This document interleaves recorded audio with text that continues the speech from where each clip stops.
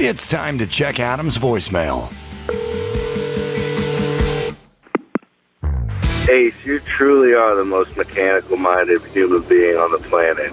You're telling a fucking hysterical story about your coworkers throwing nuts off 5-story roof into a bucket of shit, and in the middle of that story, you get so entangled about the shear anchors that you go off for 5 minutes on a tangent about it.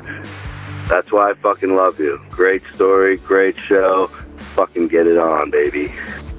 You can leave us a message at 888-634-1744. But it's also why many more hate me, I realize. No. Yeah. When you were on my podcast, my opening question, I said, Adam, you're one of those guys that just seems to know a little bit about everything. Mm-hmm. And I threw like horseshoe crabs. I said, here's 3 where I threw horseshoe crabs at you and weird ran. You knew something about all of them. You're one of those guys. And it's good. It's a great, you got a great Rolodex is what I meant to say. And I've never seen you naked at a spa, but I'm interested in most things. I know, and it shows. I think that's engaging for people too. And the fact that you actually have knowledge about most of the things. You don't know anything about the metric system. We've made that clear, but everything else. I worked at a metric cabinet shop. Well, I know if the you're gonna metric whine, system. we don't need whining.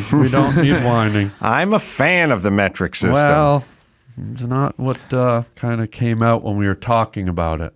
You But know, anyways, the other... You know a lot about everything. Do you want me to throw it? Can I throw a Sure. Yeah. trilobite?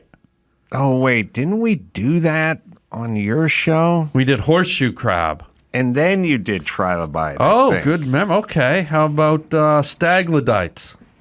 Well, we got into stalactite. That's what I meant to say, yeah. Oh, is that what you meant? Yeah, I just was, I said it as hilera.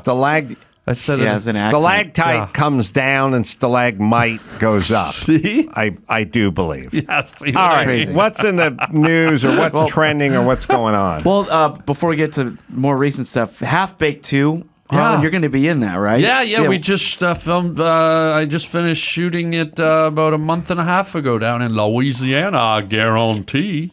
Did you...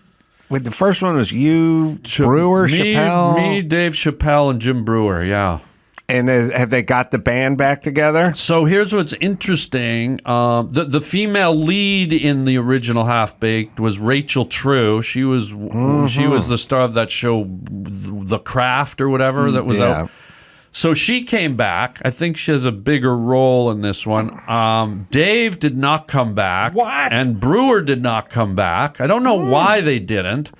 But I said, yes, man, that movie's part of my kind of Hollywood years doing all the crazy movies. And so now I'm back doing like a small cameo. I have a fun little cameo. I'm not, but they got 3 new kids kind of taking over for me, Dave, and Brewer.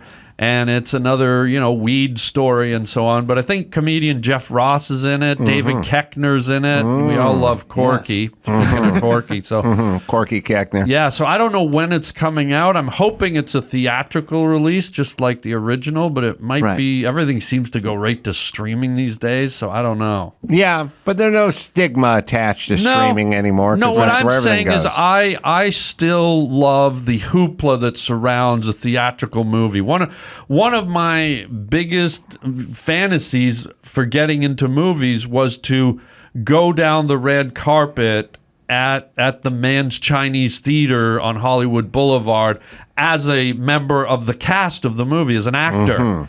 And there's a real charm and a real fanfare that comes with that. And when you throw everything onto Netflix and streaming, that's all gone. Like they don't do the big premieres and the red carpet things as much as they used to. And that was part of the allure for a guy like me. It was my favorite part almost. Yeah, it's fun. Yeah, it's really fun.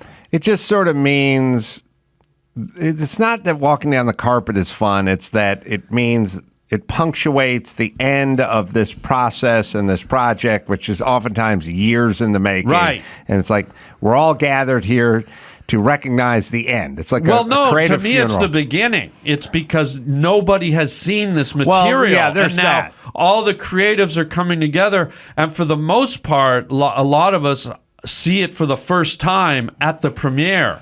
So to me, it was this amazing energy and excitement, and you're seeing I'll never forget the first movie I was in, Dumb and Dumber, and I went to, they had it at the famous Cinerama Dome on Sunset Boulevard. Oh, that recently closed like a few years ago, I think. Yeah, and it's this historic, like, vintage theater, and I've never seen myself in a movie, and all of a sudden my scene comes up, and the cop drinking the pee in Dumb and Dumber, and I just, suddenly there I am 50 feet tall, and I'm like covering my eyes, and I hear laughing from behind me, and I look behind me, and directly his knees hitting the back of my chair, Richard Pryor. Whoa! And here's me, little Canadian guy from the suburbs, and one of the biggest legends in comedy.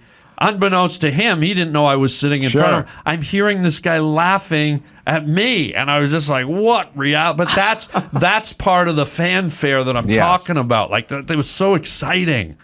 Seeing a movie in a group with others, especially comedy, nothing better. Yeah. I remember I went to, Jim Carrey invited me to Ace Ventura. And at that point, Siskel and Ebert, they said it was horrible.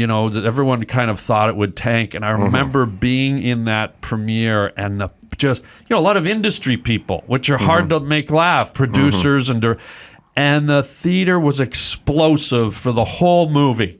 People were going, I've never been at a comedy premiere that got more laughs, and it was insane, and I was so happy for Jim, because that's where he kind of just launched into superstardom. But agreed. Did you meet him through like the Canadian Max connection? Zapata, what do you got with I'm not allowed to answer that, apparently. No worries. God. trying to shit out a couple of stories? That's all. I got you. All right, so this is the biggest story everyone's talking about today is M&M's. We mentioned before they came out with that new package with the all-female M&Ms. Well, so they released a new statement because they're getting rid of their spokes candies. Can I say this? Are they good? As an animation guy, design-wise, I hate those little... I think they look so dated and antiquated. They kind of drew them at the dawn of computer CGI, and they look so out of date. Thank God they're gone. All right. I'm not a conspiracy theorist, but I'm starting to think that these companies do this crazy woke shit just so they can show up on Tucker Carlson and have him yell about it and have conservative people yell about it, thus having their market cap go up. Like, I now think they do this insane woke sort of race-based or it's free advertising. I think they just do it so people talk about it now. Yeah. I think you're right, because Tucker was trending when he covered it. Right. And so they released a new message today. I'll just read it to you. America, let's talk. In the last year, we've made some changes to our beloved spokes candies. We weren't sure if anyone would even notice, and we definitely didn't think it would break the internet, but now we get it. Even a candy's shoes can be polarizing, which was what the last thing M&M's wanted, since we're all about bringing people together. Therefore, we've decided to take an indefinite pause from the spokes candies. In their place, we are proud to introduce a spokesperson America can agree on, the beloved Maya Rudolph. We are confident Miss Rudolph will champion the power of fun to create a world where everyone feels they belong. I love a world where everyone feels where they belong. Yeah, that's a pretty tall order. Now the conspiracy theory is it's not even like this is Super Bowl ad time right now, so they're ramping up for a big Super Bowl reveal or ad. Something's going to happen because this is the time to do it. And Maya has already released a statement saying, I'm a lifelong lover of the candy, and I feel like it's such an honor to be asked to be part of such a legendary brand's campaign. And M&M's are right. I mean, she is beloved. Her likability rating is off the charts. Yeah, she's just getting paid, obviously. But they do this stuff all the time. I mean, it's kind of the new world order is they go, we want to do a drag queen story hour. And then all the parents go, I don't want some fucked up 40-year-old shaking his tucked cock in front of my 5-year-old, so let's not do this. And then they go, we didn't realize everyone's going to freak out. And it's like, and I don't know. And they do this thing all the time. They go, I didn't know you were so passionate about, it's like, well, I wasn't. And then you did this thing, and now I'm saying something. That doesn't mean I'm like passionate about it. I'd like to have no thoughts about it. And they do this trick all the time where they do something that's patently insane. Yeah. And then people pipe up and they go, we didn't realize people felt so strongly about this. It's the same bullshit they did with the hockey player last week where it's like, I don't want to put on the gay hockey sweater and warm up. And they're like, we didn't realize she felt so strongly about it. He doesn't feel strongly about it. You guys feel strongly about it. You feel strongly about getting people to do shit they don't want to do, forcing them into situations, getting them vaccinated. Otherwise, they'll get fired from their fucking job as airline pilots. You feel passionate about it. Yeah. We'd like to be left the fuck alone, thank you very much, and get about our fucking lives, minus all your horse shit. But now it's us who have a problem with everything, and now it's a situation. They do this fucking, it's a gaslighting. Well, you know why? And now we end up talking about their product. Well, you know why this fails? Because now they have candies with eyes and mouths on them that aren't real, apologizing, and they're replacing candies which are neutral. They're made up characters that can only speak the words that are injected into their mouths in the voiceover booth. That's true. And they're replacing neutral chocolate and peanut and pretzel-filled chocolates with a human being. And I'm sure in this world where we go down the Twitter chain and the social media chain, I know Maya. I don't know her political leanings or her social leanings, but I bet if you went into that rabbit hole, half the people would love what she stands for and half the people would hate what she stands for. So now you do have a spokesperson that's not neutral at some capacity to someone, and that's why this fails, because the peanuts in perpetuity and the chocolates are neutral. They have no political leanings or social soapboxes. So this fails. Thank you. Good night. Yes. Get me 4 milliliters of milk and suck my areolas. Do you Sorry, know I didn't mean that last part. that Maya Rudolph's mom is named Minnie? Are you serial? Cereal. Minnie. Minnie. Oh my God, does she have a car? She's not with us anymore.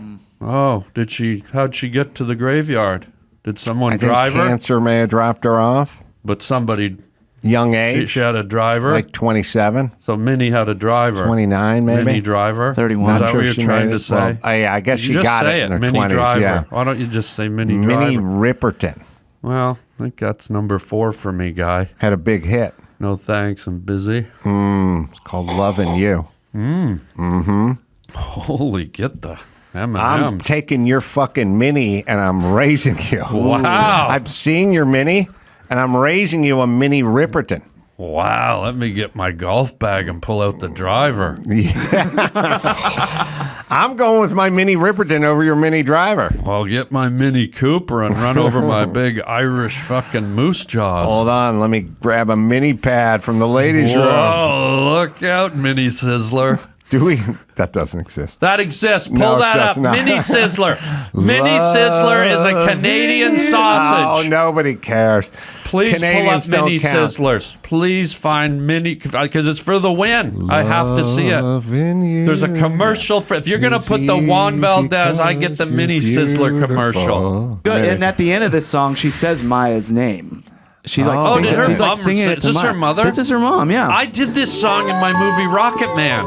There's a you scene. did? There's Oh. a scene where I improvised this song. That's about how that? you knew so much about this song. I know a lot about everything. I just play stupid to make you Right. shine. It took me 40 minutes to explain a goalpost here. The concept of a goalpost. Or It's just did an I Irish know what thing. it meant, and I was making you look stupid by me? See, now people don't. man. You see, I'm touche away, Mini Driver Tits, or whatever your nickname What is. else we got, Max Pata? All right. Well, you're talking about that Canadian shop teacher with the big old boobies.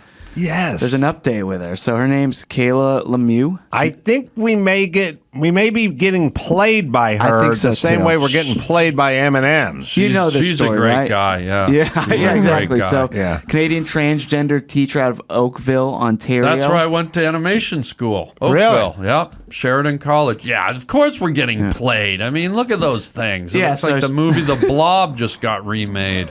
So she went viral last year, but the school was backing her, saying, "Look, we support anybody with their whatever choices they want to make." Right. There's a thing, Z cup prosthetic breasts with fake nipples as well. So, the Canadian School Board. By the way, They told their kids too that you will be punished. You'll be suspended if you take her picture. This is what happened to Right? Canada. Canada's further gone than yeah. California. Yeah, so They're don't- fucking batshit crazy. You're over not there allowed now. to take her picture. Right. But now the Canadian school board has demanded a new, quote, professional dress code for teachers following the months No, of backlash only that they've took had. them a year and a half. Yeah.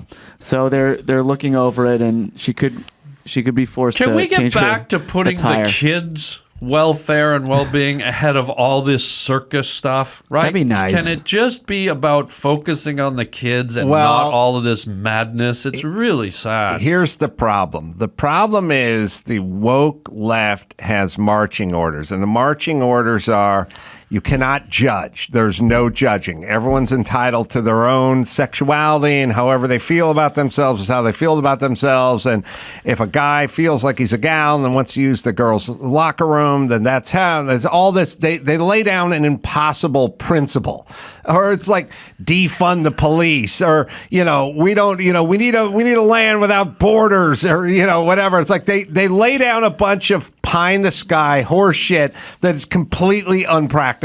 Right? And then shit starts happening that they don't want to happen. And then they go, what is happening?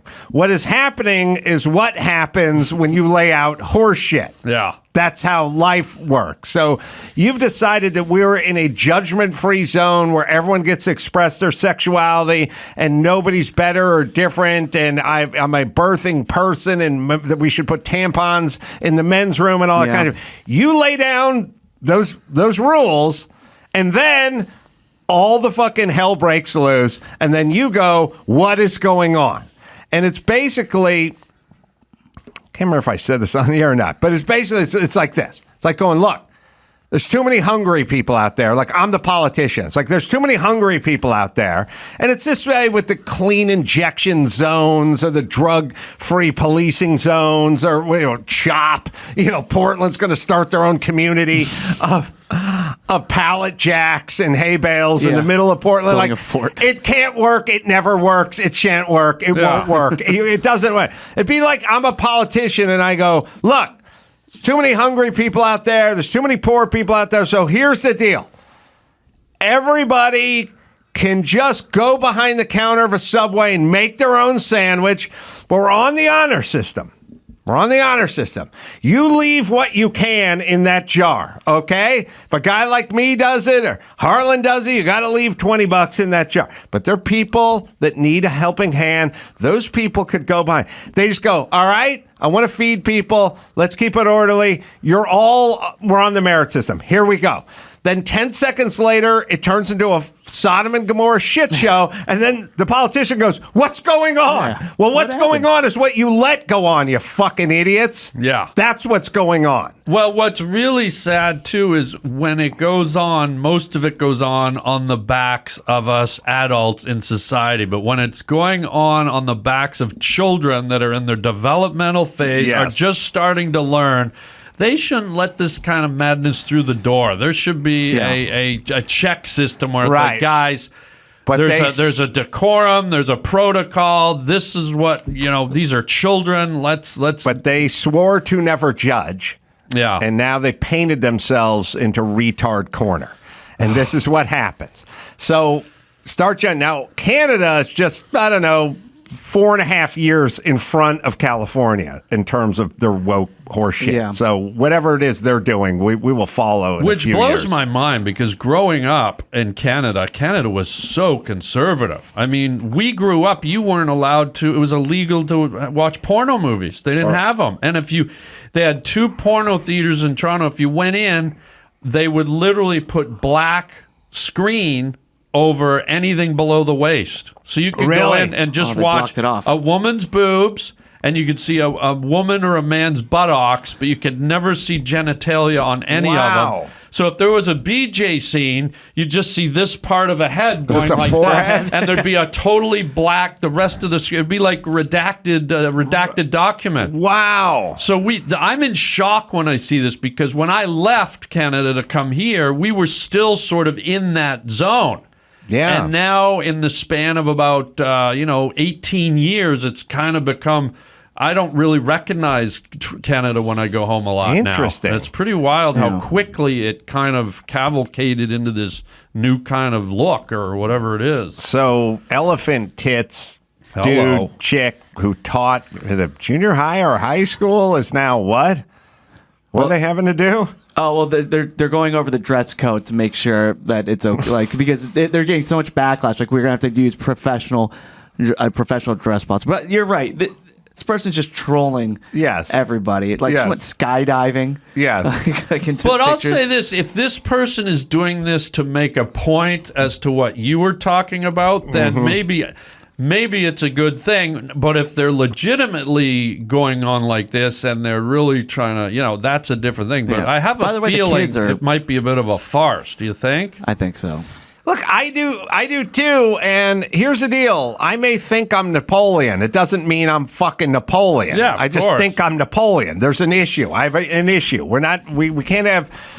How so tall much was Napoleon? Would you say? He was 5'11" and 13/16, just like that driver who was coming the other direction. Ripperton. All right, let's do one more. Well, we're talking about kids and porn. So there's a new study that just came out that the average age kids are first exposed to online porn is age 12. Oh yeah. So there's- It's way before that. I You bet. think? I bet. Well, it's gotta. I mean, when I was a little kid, I would go into the grocery store and look at a Playboy up on the shelf if I could reach it. If I was like 6 years old, I'd reach for that thing. Yes. So Yeah. Common Sense Media surveyed over 1,300 teenagers. 15% said they first saw porn when they were 10 years old or younger. And so the CEO of Common Sense Media says most parents probably think, well, that's not my kid, but the numbers are so overwhelming. It probably is your kid. Yeah. So this is an incredibly important public health and sexual health issue that's literally being buried by parents, by educators, by all of us. And we should talk to our kids about pornography a lot earlier. Yeah, I should do that, but I missed that day. You didn't sit down with Sonny? I didn't talk to my parents, and my parents didn't talk to me about anything. Me neither. But I do remember, and I remember being like so uncomfortable. If anything, they go like, if somebody touches you in a place, I'd be like, weird. It all felt weird to me. This is why, Tits Malloy over here in Canada or Drag Queen Story, it just freaks kids out. Like they get weirded out pretty easily. I mean, I even saw the movie Tommy when I was like 11, the Who movie, and it was fucking weird to me. Oh, yeah, Tommy, like Tina Turner being the gypsy acid queen and stuff like it was like, ugh. Like, it was pretty it was extreme. weird. It was trippy, yeah. Kids they can't wrap their head around that. Right. They can wrap their head around, a slasher movie or action movie, but weird sexual stuff freaks them out. Well, because they don't know about sexuality yet. It's foreign to them. Yes, and for some reason we got to foist it on them early and often. But I do remember finding some Playboys. I remember this clear as day. I found a bunch of Playboys in some dumpster. You would just find Playboys. You couldn't purchase them, but we found Playboys with my friend Teddy. Me and him were like dumpster diving. I do a lot of dumpster diving. Yeah.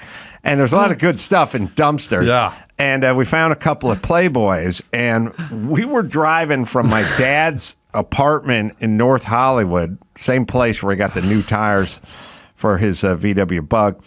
And we're driving to Teddy's place. It was Grandpa Al's kid, Teddy, in Van Nuys. It was about a 3 or 4 mile ride, and like I was sitting up front, and Teddy was like sitting in the back of this VW Bug my dad was driving, and I was like, got the Playboys, put the Playboys in like a paper bag, put the bag in, put them like down in the well, like at your feet. I'll be sitting up front, you be in the back, slide to one side, keep the stuff in the bag, whatever. Yeah.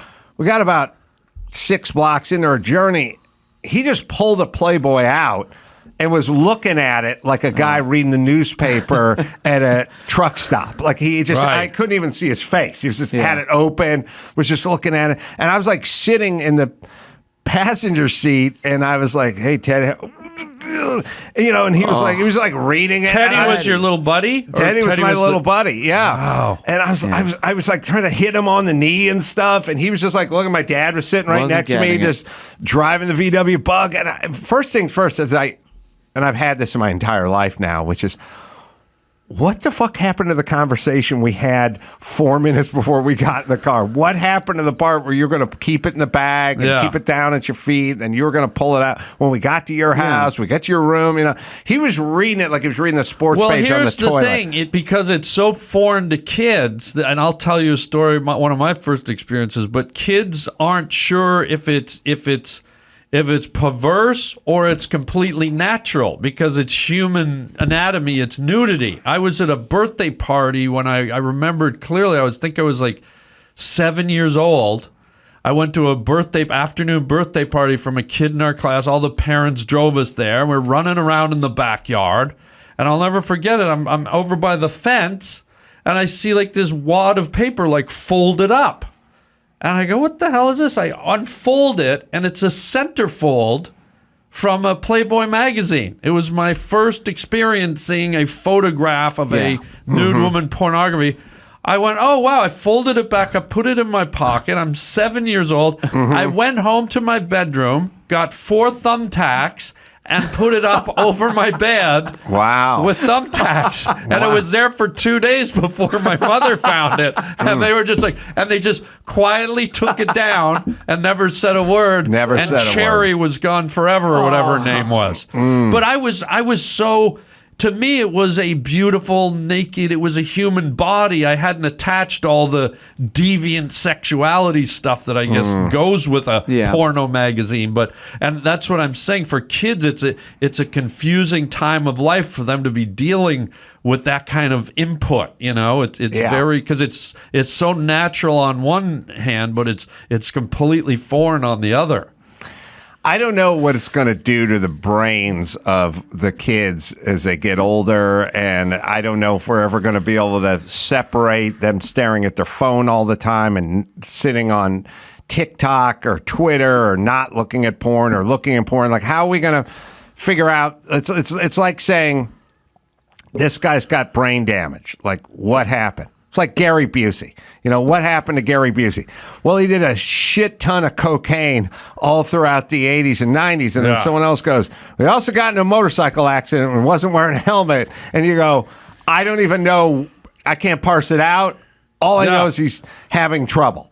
Yeah. And I think that'll be the kids of this generation. We won't be able to parse out why there's trouble. Like, maybe it's the COVID lockdowns. Maybe it's all the pornography. Maybe it's staring at TikTok all day. Maybe it's growing up in a godless society where their shop teacher has size Z fake titties in front of, or maybe it's all the above. Well, here's the dilemma, because I hear what you're saying, and naturally we've kind of been programmed to go towards pornography. It's too much. It's overload. It's going to, like you said, it's going to dement people's minds and stuff. But then sometimes I always try to look at the other side of things, and I go, well, it's out there so pervasively. So many people are looking at it secretly or out in the open now.